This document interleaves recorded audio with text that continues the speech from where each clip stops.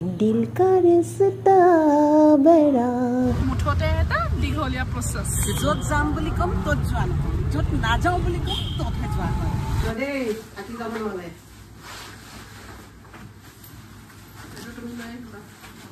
আমি যাবলৈ ৰেডি হলো আজিৰ আমাৰ ডেস্টিনেশন হ'ব ৰাজবাৰী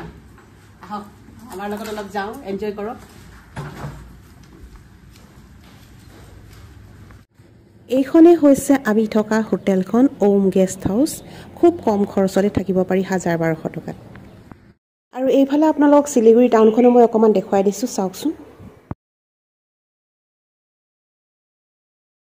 এতিয়া আমি খাবৰ কাৰণে হোটেললৈ যাওঁ আৰু তাৰ পিছতে আমি যাম ৰাজবাৰী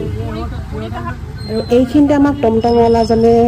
ভাল পুৰি হোটেল এখনত সোমোৱাই দিলে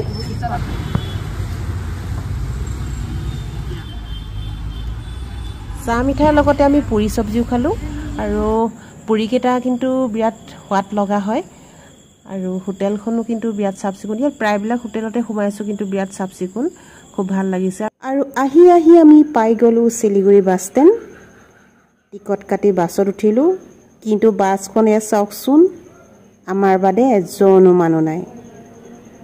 আৰু বাছখন দেখি এনেকুৱা লাগিছে কেতিয়া যে আমাক পোৱাবগৈ নহয় আমাৰ গন্তব্যস্থান নাজানো আৰু পিছে ভবাটোৰ উল্টা হল পুৰা 80 স্পিডত বাছ চলিব ধৰিলে আৰু মোৰ যে একদম জিওটো মানে উৰি যাব যেন লাগিছে বহুত উৎকণ্ঠাৰ হেখত আমি কোচবিহাৰ নামিলো আৰু এতিয়া ভাত খাব লাগিব নিৰামিষ ভাত হৈছে ইয়াত 45 টকা ইমান সস্তা নহয় আজিলৈকে মই কিন্তু ইমান সস্তাত কতো ভাত খাইয়ে পোৱা নাই লগতে চিকেন 3 প্লেটো ললো ষ্টেণ্ডৰ পৰা বেছি দূৰ নহয় খুচকাঢ়ি আহিব পাৰিব ওটো দেখিছে এইটো হৈছে টিকট কাউণ্টাৰ তাতে আমি টিকট লৈ ললো ফাইনালি আমি ৰাজবাৰী পাই গলোহি এতিয়া ইয়াতে আমি অলপ এক্সপ্লোৰ কৰো তাৰ পিছত আপোনালোকক সমস্ত ইয়াৰ পৰিৱেশ দেখাবলৈ চেষ্টা কৰিম চাই যাব আহক সকলো আমাৰ লগত সুন্দৰ এটা মহল আৰু এই ডাল বেগ থবলৈ কিন্তু ইয়াত কোনো সুবিধা নাই যেনেকৈ পিঠিত আনিছো তেনেকৈ ওলমাই এতিয়া আমি ইয়াতে এক্সপ্লোৰ কৰিব লাগিব ৰাজবাৰীৰ এই মহলটো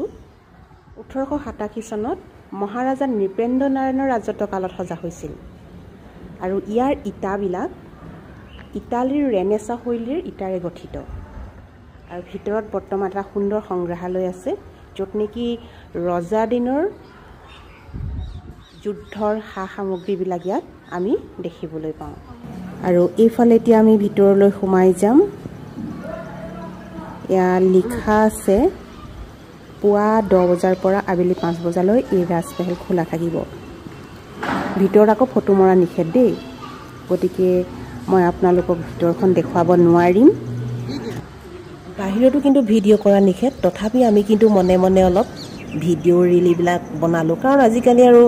বিনা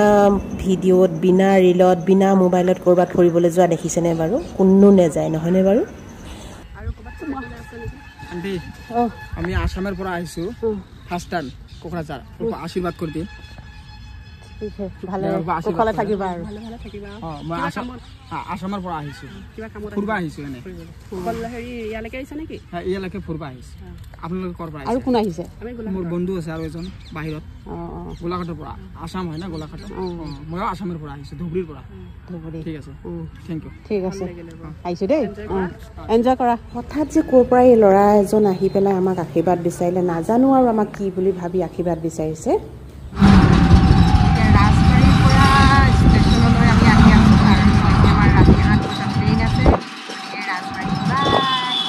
ইয়াৰ ৰেল ষ্টেচন পালোহি আমাৰ ট্ৰেইন আছে 7:45ত সন্ধ্যা আৰু ইয়াতে অলপ আমি ফ্ৰেছ হৈ ৱেট কৰিলো কিন্তু ট্ৰেইন আকৌ 1 ঘণ্টা লেট গতিকে ষ্টেচনতে অলপ ৰুটি সবজি খাই পেটটো ভৰাই ললো আৰু হোৱা চাওক আমাৰ ট্ৰেইন আহি গ'ল ট্ৰেইন আহি গ'ল ভালে bye bye Cooch Behar bye bye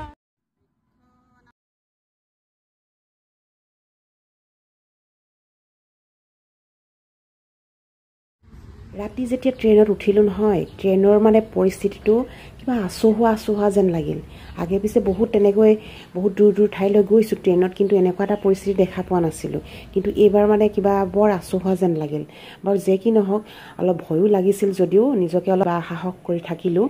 কিন্তু পুৱা দেখিলোঁ চব নৰ্মেল, একো নাই। আমি এনেই বহুত বেছিকৈ ভাবিছিলোঁ। সকলোৰে লগত চা চিনাকি হৈ ধুনীয়া এনজয়মেণ্টটো হ'ল। কিন্তু বেয়া লাগে যেতিয়া নেকি ট্ৰেইনখনে আমাক নমাই থৈ গুচি যায়। আৰু ভিডিঅ'টো ভাল লাগিলে লাইক কমেণ্ট কৰিব আৰু এনেকুৱা নতুন ঠাই চাবলৈ মোৰ ঘৰলৈ এপাক মাৰিব। আজিলৈ বাই।